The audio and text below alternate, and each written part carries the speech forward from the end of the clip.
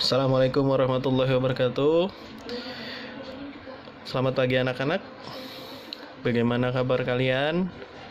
Papa harap semuanya dalam keadaan baik-baik saja. Setelah beberapa hari kita libur, akhirnya kita bertemu lagi pada pagi hari ini, Senin, tanggal 3 Agustus 2020. Oke. Masih pembelajaran melalui jarak jauh, pembelajaran online daring. Hari Senin ini kita membahas matematika wajib kelas 12, materi baru. Setelah kemarin terakhir kita sudah membahas soal-soal yang berkaitan dengan materi ruang dimensi 3. Oke. Untuk materi baru kita pada bab kedua ini yaitu tentang statistika. Pada statistika ini, kompetensi dasar untuk pengetahuan ya, siswa dapat menentukan dan menganalisis ukuran pemusatan data dan penyebaran data yang disajikan dalam bentuk tabel, distribusi frekuensi, dan histogram. Oke, untuk KD keterampilannya, menyelesaikan masalah yang berkaitan dengan penyajian data, hasil pengukuran, dan pencacahan dalam tabel distribusi frekuensi dan histogram. Jadi ini adalah kompetensi dasar yang harus kalian capai pada materi ini. Sebenarnya statistika ini kalian sudah pernah bertemu pada waktu SMP. Jadi materi ini lanjutan dari materi statistika yang kalian sudah pelajari waktu SMP tersebut. Kalau waktu SMP kebanyakan datanya adalah dalam bentuk data tunggal. Nah, sekarang ini datanya dalam bentuk berkelompok atau tabel distribusi frekuensi berkelompok ya. Oke. Yang kita bahas untuk pertama yaitu adalah penyajian data di sini. Nah, penyajian data itu ada 4 ya. Yang pertama adalah tabel distribusi frekuensi. Yang kedua adalah histogram. Yang ketiga adalah ogib. Dan yang keempat adalah poligon. Nah, jadi nanti kalian membahas penyajian data itu. Untuk hari ini kita akan membahas yang pertama dulu yaitu tabel distribusi frekuensi berkelompok ya. Oke. Nah, ini salah satu cara pengorganisasian data yang dapat digunakan untuk mempermudah penarikan kesimpulan adalah menyajikan data mentah ke dalam distribusi frekuensi. Nah, jadi untuk mempermudah kita untuk menarik kesimpulan dari suatu data itu data tersebut bisa kita sajikan dalam tabel distribusi frekuensi dan memvisualisasikannya ke dalam grafik. Grafiknya nanti yang seperti histogram, ogib, dan poligon ya. Nah, ini adalah pengertian mempermudah untuk penyajian data ini, mempermudah untuk menarik kesimpulan dari suatu data yang telah disajikan. Nah, oke. Nah, di sini ada suatu contoh soal ya yang datanya dicacahkan ya. Seorang peneliti melakukan survei terhadap 80 pengusaha dalam suatu pertemuan mengenai pada usia berapa mereka berani untuk memulai usahanya. Ya, hasil survei tersebut diberikan di bawah ini. Ya, seperti ini. Nah, ini disajikan dalam acak ya. Data disajikan dalam satuan tahun. Nah, ini berarti menunjukkan tahun. Oke. 80 orang tadi umurnya yang sudah mulai berani untuk memulai usahanya itu ada yang 18 tahun, 24 tahun, 19 tahun, 28 tahun, 30, 19, 35, 40, 23, 21, 26, 34 dan seterusnya sampai 21. Ada 80 data di sini. Oke. Nah, kalau datanya berbentuk seperti ini, kita akan sulit menyimpulkannya. Ya. Akan menyimpulkan data ini akan sulit kalau berbentuknya dicacahkan seperti ini. Maka metode yang mempermudah untuk menarik kesimpulan atau meringkas data tersebut, maka kita dapat membuatnya dalam tabel distribusi frekuensi tadi. Nah, untuk mempermudah membaca data di atas, maka dapat disajikan dalam tabel distribusi frekuensi. Jika data 80 usia pengusaha memulai usahanya dibagi menjadi 5. Nah, berarti untuk yang ini kelasnya sudah ditentukan, yaitu adalah 5. Nah, nanti ada kalau kelasnya tidak ditentukan, itu ada langkah-langkahnya untuk menentukan kelas. Tapi untuk yang ini kelasnya sudah ditentukan, yaitu adalah 5 kelompok atau 5 kelas. Maka akan didapatkan distribusi frekuensi sebagai berikut. Oke, kita buat 5 kelas. Nah, ini ya, kelas pertama, kelas kedua, kelas ketiga, kelas keempat, dan kelas kelima. Ada 5 kelas di sini. Oke, coba kita lihat lagi satu-satu ya. Untuk jumlah kelas pertama tadi adalah 16 sampai 20. Ya, 16 sampai 20. Oke. Nah, di sini Bapak akan carikan datanya supaya lebih mudah melihatnya. Yang pertama datanya adalah 18. Nah, 18 ini letaknya berada di 16 sampai 20. Maka kita kasih terus di sini 1. Nah, 1 terus. Oke. Tadi kan datanya 18 sudah ya. Nah, kita biar mudah kita coret 18-nya. Kita kasih terus 1 di sini karena 18 itu antara 16 sampai 20. 24 ini adalah antara 21 sampai 25. Kita kasih terus 1 di situ ya. Nah, di sini selanjutnya adalah 19. Lihat, 19 itu letaknya di antara 16, 20. Di kelas pertama juga kita kasih lagi terus. 28 kita antara 26 sampai 30. Kasih terus 1. 30 masuk sini ya. Oke, 19 letaknya di sini. 35. Lihat, 35 di kelas ke-4. 40 di kelas ke-5. 23 di kelas ke-2. Oke.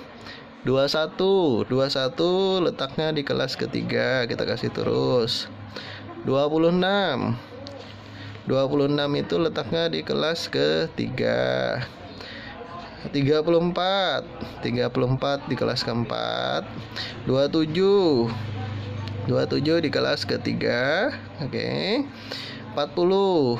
Nah, lanjut seterusnya seperti itu. 38 letakkan dikasih terus, kita beri tanda 30. Nah, karena 5 kita bikin seperti ini ya. 21 itu di kelas ke-2. 24 letaknya di kelas kedua, kita kasih juga terus seperti ini. 22 itu letaknya di kelas kedua. 18 letaknya di kelas pertama. Ya, 32 letaknya di kelas ke-4. 17 letaknya di kelas pertama, kita kasih seperti ini. 18 terus kasih terus kelas pertama. 21 oke.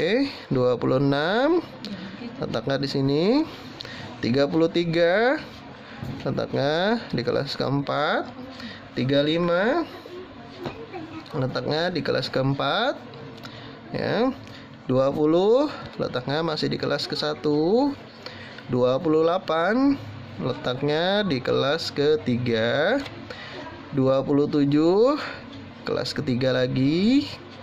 26 masih kelas ke-3. 34 kelas ke-5. 31 kelas ke-4. 37 kelas ke-5. 40 kelas ke-5. 17 kelas pertama. 18 kelas pertama. 18 lagi kelas pertama. 20 kelas masih kelas pertama. 33 kelas keempat, ya. 16 kelas pertama. 20 masih kelas pertama. 18 kelas pertama lagi. 36 kelas ke-5. 35 kelas ke-4. 24 kelas ke-2. 39 kelas ke-5. 19 kelas pertama. 31 kelas keempat. 31 lagi kelas keempat. 26 kelas ke-3, ya. 28 masih kelas ke-3. 19 kelas pertama. 35 kelas keempat. 31 kelas keempat. 31 lagi kelas keempat. 28 kelas ke-3. 21 kelas kedua. 23 kelas kedua. 26 kelas ketiga. 20 kelas ke-1. 24 kelas kedua. Masih 24 kelas kedua lagi. 29 kelas ketiga. 30 kelas ketiga. 30 lagi kelas ketiga lagi. 26 masih kelas ketiga. 29 masih kelas ketiga. 28 kelas ketiga lagi.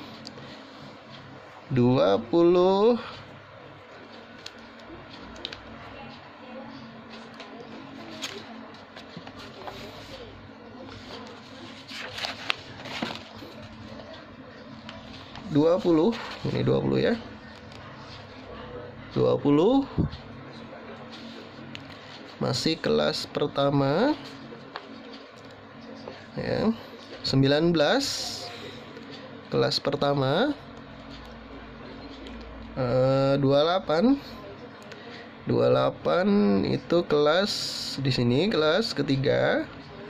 30 masih kelas ketiga. 32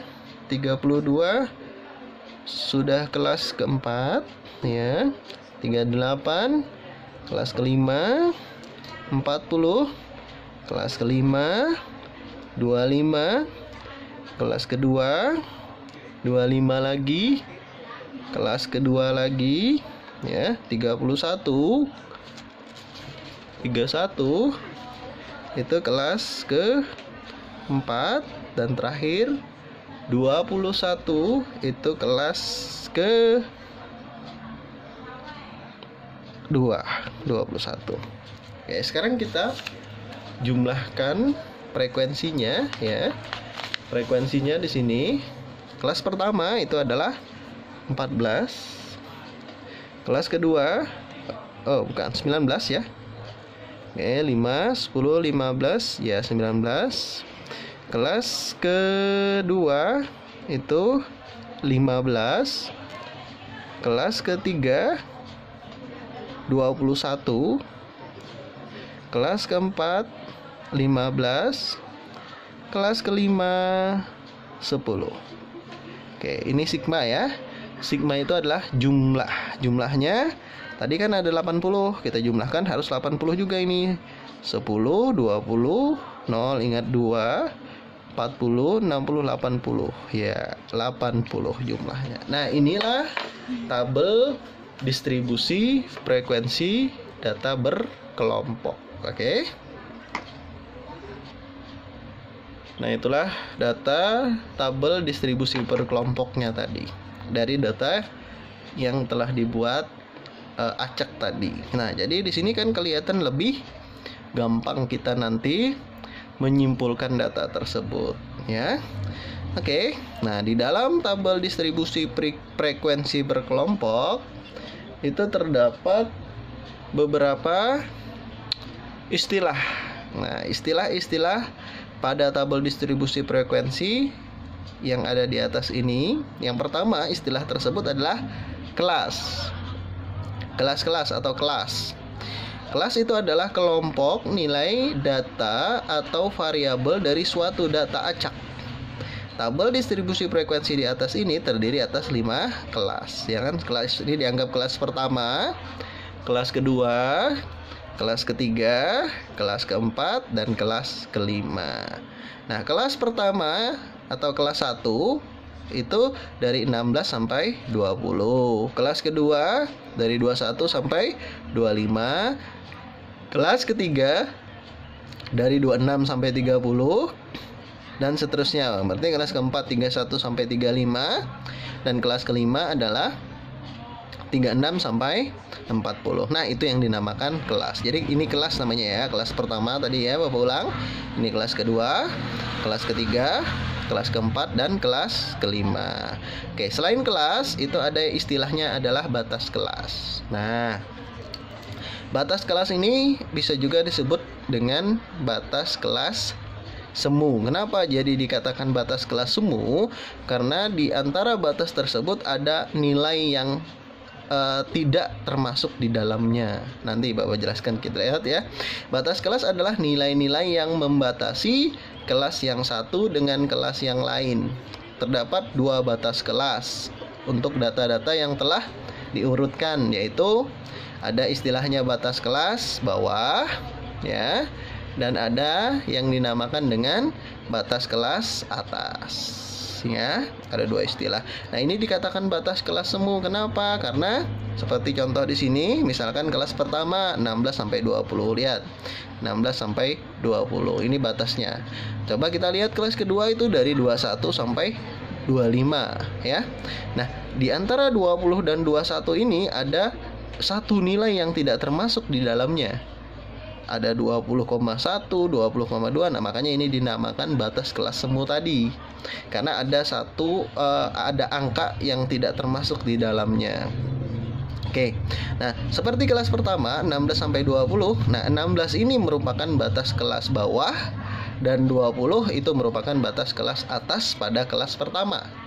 Jadi 16 batas kelas bawah kelas pertama, 20 itu batas kelas atas kelas pertama. Kalau kelas kedua, batas bawahnya 21, batas atasnya 25. Kelas ketiga, batas bawahnya 26, batas atasnya 30.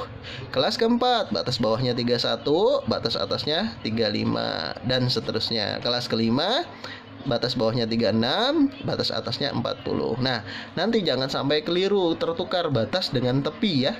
Nah, di sini seperti yang nomor 3 ada istilah tepi kelas. Nah, tadi kan ini batas. Nah, tepi kelas yaitu batas kelas yang tidak memiliki lubang. Nah, ini artinya batas yang sebenarnya, tapi disebut dengan tepi kelas yang tidak memiliki lubang untuk angka tertentu antara kelas yang satu dengan kelas yang lain. Terdapat dua tepi kelas juga, seperti batas ada dua tepi kelas juga, yaitu tepi kelas bawah dan tepi kelas atas ya. Nah, perbedaannya ingat tadi, kalau batas ya, yang terkecil ini sebagai batas bawah dan yang terbesar itu adalah sebagai batas atas. Nah, tapi kalau tepi kelas ya, nah untuk menentukan tepi kelas bawah, kalian harus tahu tadi batas kelasnya dulu ya. Karena untuk tepi kelas bawah itu batas bawah dikurangi tingkat ketelitian. Dan untuk menentukan tepi kelas atas, batas atas ditambah. Kalau tepi tadi dikurang, kalau tepi bawah ya, kalau tepi atas itu ditambah tingkat ketelitian. Nah, apa yang dimaksud tingkat ketelitian di sini? Jadi, yang dimaksud tingkat ketelitian itu tergantung interval kelasnya. Kalau kelasnya itu dalam bentuk bilangan bulat, 16 ya, 20, ini kan bilangan bulat nih, maka tingkat ketelitiannya adalah 0,5. Itu kalau bilangan bulat. Tapi kalau misalkan batasnya bilangan desimal seperti ini, 3,5 sampai misalkan 5,5. Nah, ini kan pakai koma, maka tingkat ketelitiannya adalah itu 0,05 ya. Jadi ditambah lagi satu desimalnya di belakang. Nah, itu yang dinamakan dengan tingkat ketelitian. Sebagai contoh di sini Bapak ngambilnya yang kelas 1 tadi ya. Pada kelas 1 itu 16 sampai 20. Nah, memiliki tingkat ketelitian yaitu 0,5. Sehingga batas tepi bawahnya itu, batas bawah tadi dikurangi tingkat ketelitian, batas bawahnya adalah 16 dikurang 0,5 jadinya 15,5. Tepi atasnya, batas atas ditambah ketelitian, batas atasnya 20 ditambah 0,5 menjadi 20,5. Nah, itu yang dinamakan tepi bawah dan tepi atas. Itu kelas pertama. Nah, kalau dua kelas kedua tadi, nah oke, kita lihat kelas kedua. Ini berarti tinggal dikurangi 20,5. Yang ini 25,5. Ini tepi bawahnya 25,5, tepi atasnya 30,5. Jadi ingat, tepi atas kelas kedua itu sama dengan tepi bawah kelas ketiga nanti nilainya ya. Jadi dia saling terhubung. Jadi tepi atas kelas ketiga itu nanti sama dengan tepi bawah kelas keempat, karena tepi atasnya ini 30,5, maka tepi bawahnya juga sama. Coba lihat, 31 dikurang 0,5 kan 30,5 juga. Oke, dan seterusnya seperti itu ya. Oke, harus ingat. Sekarang selanjutnya istilah pertama, istilah-istilahnya setelah tepi itu adalah titik tengah. Nah, ada titik tengah di situ. Oke, titik tengah itu apa? Titik tengah kelas atau tanda kelas adalah angka atau nilai data yang tepat terletak di tengah suatu kelas. Jadi, yang dari interval itu, yang tengah-tengahnya itu namanya adalah titik tengah suatu kelas. Titik tengah kelas merupakan nilai yang mewakili kelasnya dalam data. Titik tengah kelas itu disimbolkan dengan simbol XI nanti. Kalau ada istilah XI berarti itu adalah titik tengahnya. Titik tengah kelas dapat ditentukan dengan rumus XI, batas bawah ditambah batas atas dibagi 2. Sebagai contoh ini tadi diambil kelas pertama ya. Nah, 16 sampai 20, maka titik tengahnya 16 tambah 20 bagi 2. 16 tambah 20 36, 36 bagi 2 adalah 18. Berarti titik tengahnya pada kelas pertama itu adalah 18. Oke. Nah, selanjutnya interval. Interval kelas adalah selang yang memisahkan kelas yang satu dengan kelas yang lain. Misalkan kelas pertama interval dari 16 sampai 20 ya, kelas pertama tadi ya. Begitu juga dan kelas selanjutnya. Nah, sekarang selanjutnya panjang interval kelas atau luas kelas.